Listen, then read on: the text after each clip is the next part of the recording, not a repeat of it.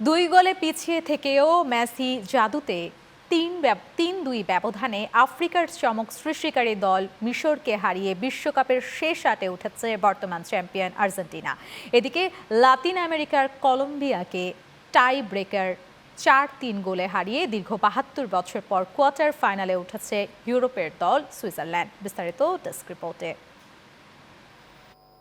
চলমান বিশ্বকাপ ফুটবলের শেষ 16 সপ্তম ম্যাচে শুরুটা একেবারে মলিন ছিল বর্তমান চ্যাম্পিয়ন ম্যারাডোনার দেশ আর্জেন্টিনার। আটলান্টা স্টেডিয়ামে এ ম্যাচে মেসি বাহিনীর বিপক্ষে এক পর্যায়ে 2-0 গোলে এগিয়ে যায় আফ্রিকার চমক সৃষ্টিকারী সালহার দল মিশর। তবে মেসির জাদুমাখা নৈপুণ্যে শেষ পর্যন্ত 3-2 গোলে নাটকীয় জয় পায় তিনবারের চ্যাম্পিয়ন আলবেলেস্তেরা।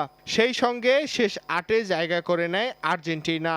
মেসি নিজে একটি গোল করেন, আরেকটি গোল তৈরি করে দেন, যা চলতি বিশ্বকাপে মেসির 8ম গোল। সব মিলিয়ে 21তম গোল। দলের পক্ষে বাকি দুটি গোল করেন রোমেরো ও ফার্নান্ডেস। মিশরের হয়ে গোল করেন ইব্রাহিম ও জিকো।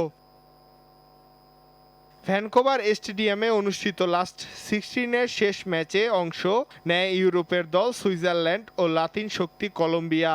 নির্ধারিত অতিরিক্ত সময় মিলিয়ে 120 মিনিটে কোনো দলই গোল করতে পারেননি। টাইব্রেকারে সুইসরা 4-3 গোলে জিতে শেষ আটে উঠে যায়। এর ফলে দীর্ঘ 72 বছর পর বিশ্বকাপের কোয়ার্টার ফাইনালে উঠল সুইজারল্যান্ড। শেষ 16 পর্ব শেষে 8 দলের কোয়ার্টার ফাইনালের লাইন আপ চূড়ান্ত হয়েছে।